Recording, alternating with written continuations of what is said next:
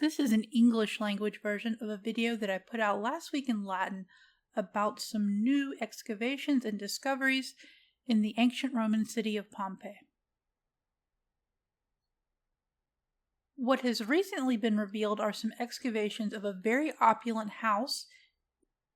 They believe that the house belonged to a person called Aulus Rustius Verus, and it's a very luxurious home that is part of a complex that includes what looks like a bakery and a laundry that also belong to him.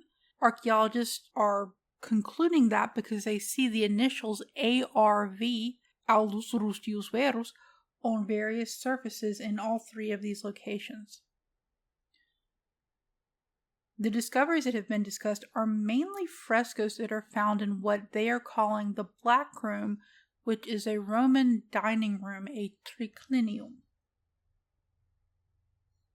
And you can see that why it's called black. The walls are black, and on top of that are painted various frescoes. In addition to the frescoes, the floor of this room is a pavimentum tessellatum, a mosaic mainly consisting of little white tiles. It's called tessellatum and opus tessellatum because it's made out of little squares, tessellae. The other type of mosaic is an opus sectile, which is made out of irregular shapes. Here you see a mosaic of Medusa from southwestern Turkey that is made out of very artfully joined irregular pieces of marble. Back to the frescoes, which are the main thing that are being talked about. Frescoes are paintings on wet plaster. The Latin word for plaster is tectorium.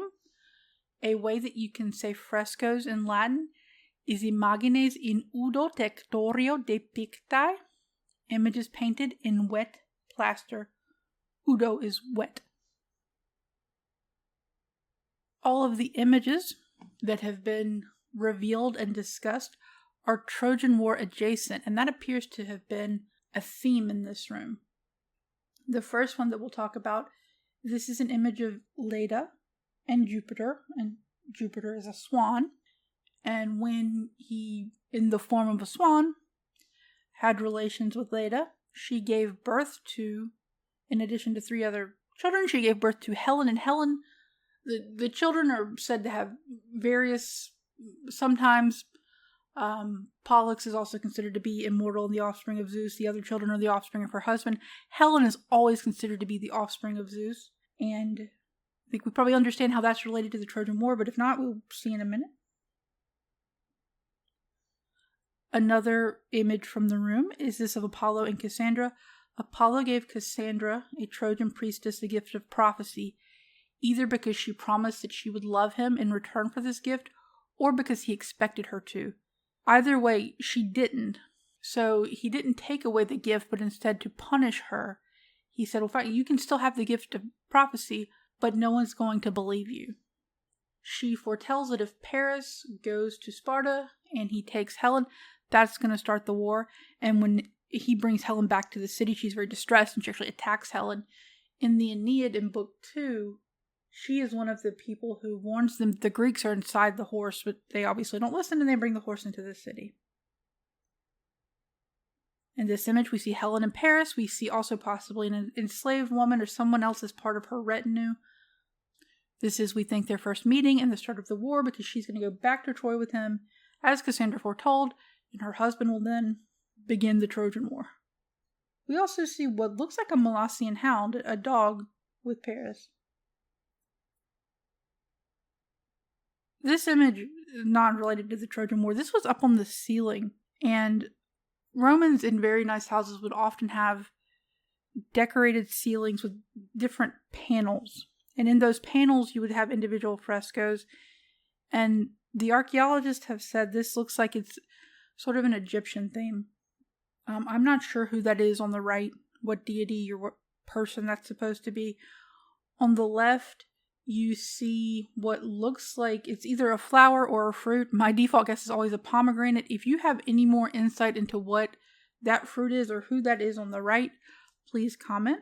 But what happened when the earthquakes happened and the eruption happened, this fell off the ceiling and it shattered. And so they've tried to piece it back together. And I mean, they've done a good job. We can tell what it is. It's very nice.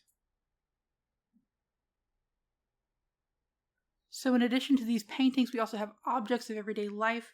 In excavations around the Mediterranean, you find a lot of these lamps because this is what they use to light their houses. And in the Mediterranean, the main fuel for these lamps would be olive oil. And the wick is either linen or papyrus or some other plant material. You can buy replicas of these lamps. I'm curious as to how clean they burn, how much smoke you get out of this olive oil, but they find a ton of these just because they needed so many of them to have light in their homes. So the BBC has documented these excavations, and today, April 15th, there's a show airing about them, and they're going to detail what I've detailed in this video and what the BBC released in this article, and I'm sure a lot more. And there's a lot more left for them to excavate. You can see how much of Pompeii remains unexcavated in this map, and we can expect a lot more discoveries like this to be published in the near future. Alright, so please like this video and subscribe. You may have noticed that most of the content on this channel is in Latin. That really is my main focus, is producing intermediate materials in Latin, but most of those do have English subtitles, so you might see a topic that interests you, and even if you aren't proficient or particularly interested in spoken Latin, you might be interested in the content, which usually will have English subtitles. We have a newsletter on Substack. We are also on Instagram and Facebook as Lupus Olatus. Gratias vobis omnibus. Thank you.